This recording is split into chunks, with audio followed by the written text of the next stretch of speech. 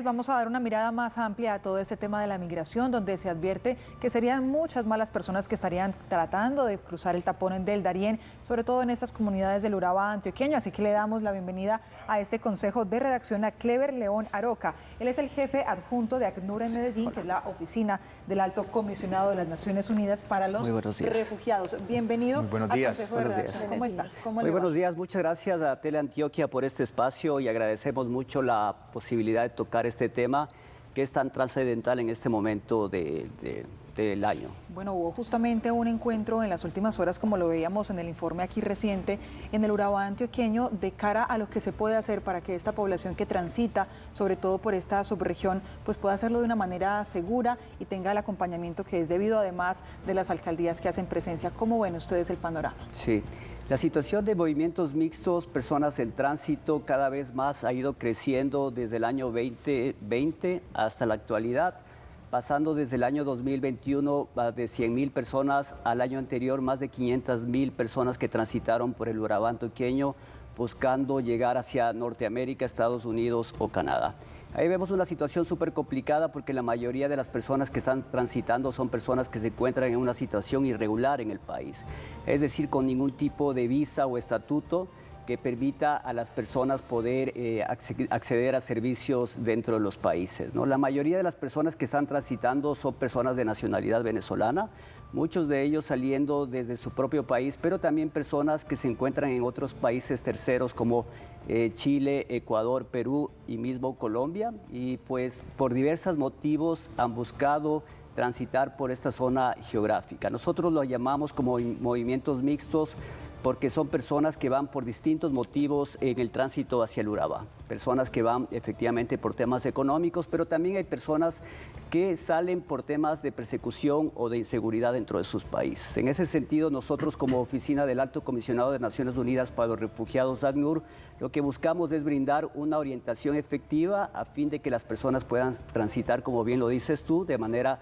segura, digna y que sea una migración ordenada. Sí, doctor Clever, quisiera preguntarle por el tema humanitario. Cuando uno hace un recorrido por el Urabá antioqueño, ve que en Necoclí hay un poco más de orden desde la distribución incluso de pasajeros que se montan en esas embarcaciones y pasan al tapón del Darién, pero cuando uno llega a Turbo sí ve una situación más compleja, filas a las afueras de estos puntos de personas acampando, buscando incluso estrategias para poder sobrevivir, venden elementos que incluso se encuentran en la calle para poder tener algunos recursos. Se han hecho las alertas de personas que caen en condición de calle, que permanecen ya en estos municipios ante la falta de recursos. ¿Cómo están trabajando precisamente para ese tema humanitario? Muchas gracias, Sebastián, por la pregunta, y ahí es importante el acceso a la información que deben tener estas personas, ¿no?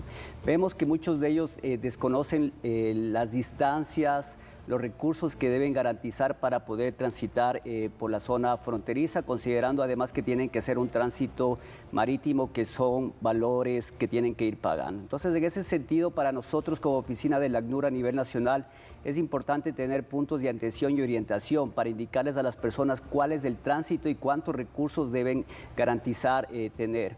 Vemos que un flujo importante está pasando por la ciudad de Medellín. Nosotros tenemos un punto de atención en la terminal del norte, pero también hacemos brigadas en el túnel de Occidente.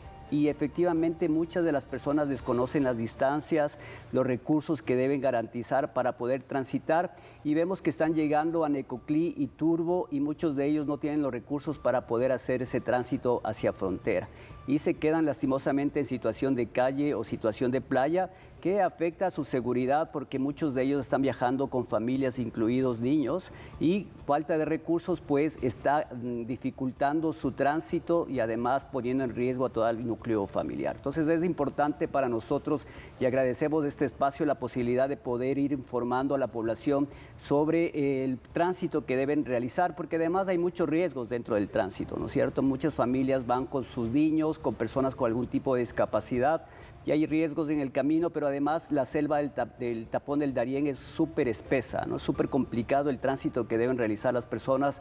Es por eso que además con algunas organizaciones tenemos una aplicación para bajar al teléfono que se llama GIF Contigo, donde pueden ir identificando los puntos de atención y orientación a fin de que se vayan informando sobre el proceso y los costos que deben pagar para llegar hasta la frontera.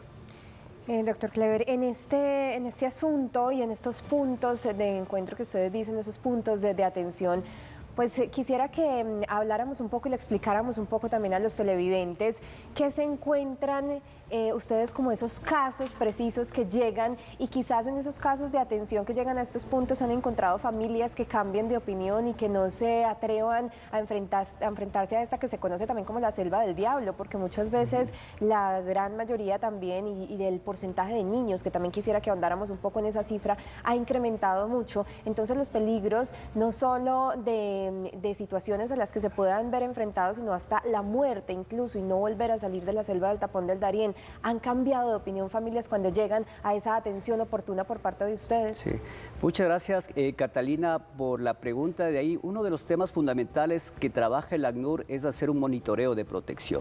Es decir, buscamos recopilar la información de todas las personas que están transitando a fin de identificar cuáles son las necesidades primarias que las personas tienen y cómo se está conformando los grupos familiares. Como bien lo dice, si bien hay un creciente importante de hombres que están viajando, sin embargo, el 30% representa a mujeres y un 20% a niños, niñas y adolescentes. En ese sentido, vemos que efectivamente hay un sinnúmero de situaciones por lo que está viajando las personas, especialmente por necesidad de trabajo o falta de integración local, pero también temas de persecución. Entonces, en ese sentido, para nosotros como ACNUR es importante poder identificar estos casos para poder orientar en cuanto a las rutas de atención dentro de la ciudad y el departamento. Nosotros como ACNUR reconocemos tanto al departamento de Antioquia como a la ciudad de Medellín como ciudades solidarias, ¿no? Entonces, en ese sentido, poder articular con la institucionalidad a fin de que se pueda atender las necesidades de esta población. Y efectivamente, como tú bien lo dices, muchas personas al acercarse al punto de atención pues reflexionan sobre la necesidad de continuar o no su viaje. Algunos desisten y nosotros tenemos ahí una respuesta de transporte humanitario, acompañar a las personas a poder reubicarse dentro de Colombia, ¿sí? Para que puedan reencontrarse con sus familias o buscar también un proceso de integración en cuanto a las familias que desean quedarse dentro de la ciudad. Sí, doctor Clever, ahí estamos viendo algunas imágenes precisamente sobre el drama, sobre esa situación tan difícil que tienen que vivir muchos de los migrantes. Una historia particular, yo estuve visitando esta región durante 8 días y me encontré, por ejemplo, con el caso de una mamá que llevaba 8 hijos, muchos de ellos literalmente cargados, salían todos detrás y ella me decía, pues vamos a entrar a la selva, es la única opción que tenemos para poder sacar adelante mis hijos. También hemos visto la participación y las alertas que han hecho desde la Defensoría del Pueblo de Panamá, esas alianzas con Colombia, la preocupación por lo que pasa. Todo esto que ha ocurrido tiene buenos resultados, ¿se ha logrado evitar que muchas de esas familias ingresen a la selva en estas condiciones? Se ha hecho esfuerzos importantes, tanto desde la institucionalidad como también de las organizaciones. Sin embargo, vemos que la situación humanitaria, no solo en esta zona fronteriza, sino a nivel mundial, cada vez es creciente. Entonces, la importancia de que las instituciones públicas y organizaciones internacionales, ONG, se puedan ir uniendo para poder abordar esta temática. Aquí en Antioquia hay una mesa de trabajo en cuanto a migración mixta, y ahí es importante que cada organización se pueda sumar, pero efectivamente los esfuerzos muchas veces se quedan cortos debido a las necesidades que vamos encontrando en el camino. Cada vez familias con mayor vulnerabilidad, como bien lo dices tú, familias con muchos niños, muchos de ellos desescolarizados, recién nacidos, y la verdad es que desconocen sobre el proceso de tránsito por el Urabá, y hay la importancia de poder brindar una orientación adecuada a fin de que las personas puedan tener esa información y tomar una decisión informada en cuanto al paso para Panamá. Señor Clever, me gustaría preguntarle por algo que va más como el comportamiento de la sociedad frente a este fenómeno de la migración y de los refugiados. ¿Qué deberíamos de saber las personas que de pronto en algún momento nos encontramos con una familia que va caminando con sus hijos, hasta con mascotas, que intentan llegar a estos lugares para poder transitar? ¿Qué información se tiene que tener? Porque una persona puede pensar, bueno, ¿qué hago? ¿Le doy plata? ¿Esto le hace bien o le hace mal? Porque la persona de pronto más allá puede comenzar un tema de mendicidad o de esa familia en particular. ¿Cómo podemos aportar realmente y cómo debemos dar esa mirada al refugiado? Sí, muchas gracias, Linda. Ahí creo que primero es importante reconocer al departamento y a la ciudad. El departamento y la ciudad son los segundos ciudades y departamento a nivel nacional con mayor número de personas refugiadas y migrantes en el país. En ese sentido, vemos que dentro de la zona geográfica hay muchas oportunidades de integración y es por eso que muchas de las familias venezolanas se encuentran en la ciudad. Por otra parte, hay personas, como bien lo dices tú, dentro de movimientos mixtos que están muy desinformadas, no saben a dónde dirigirse debido a su vulnerabilidad, debido a que no han podido lograr su proceso de integración local. En ese sentido, más que entregar recursos directamente, habría que ir orientando a que las personas se puedan acercar a la institucionalidad para que desde la institucionalidad se pueda ir abordando sus necesidades específicas, ¿no? Tal vez las personas desconocen que el hecho de no estar con una documentación legal en el país no tienen derechos, ¿no? Efectivamente, estas personas, aunque estén en situación irregular en un país, tienen derecho a que el Estado pueda brindar una protección efectiva y para eso también la presencia de las organizaciones internacionales para poder colaborar con los estados a fin de garantizar la respuesta. Entonces, en ese sentido, si vemos familias en las calles en tránsito, pues la importancia de poder orientar a estos puntos de atención y orientación que se llaman PAOs, que es el punto. ¿Y dónde estarían estos puntos? El PAO queda aquí en Alpujarra, uno de estos, y otro en la terminal del norte tenemos en la ciudad. Entonces, en ese sentido, las personas se puedan acercarse allá para orientarles sobre el acceso a derechos y servicios, ¿no? La importancia de que las personas puedan poder acceder a una ruta de atención y esto va a garantizar también que la migración pueda ser de manera más segura y ordenada de lo que estamos viendo, pero como bien lo dicen ustedes, la situación va creciendo. El primer trimestre del año casi hemos superado los 100,000 personas cruzando el Darién, la mayoría si bien personas de nacionalidad venezolana, pero también hay personas de nacionalidad. 100,000. Sí, en lo corrido de este año. Sí, aproximadamente 93,000 de acuerdo a Migración Colombia, los 3 primeros meses. Primero de nacionalidad venezolana, posteriormente Ecuador, Haití y personas de nacionalidad china también estamos viendo transitar por el Darién. Señor Clever, yo le hago la pregunta más o menos con el mismo enfoque, pero hacia el otro lado, porque vemos, usted mismo dice, Medellín y Antioquia es la ciudad y el departamento con más refugiados del país.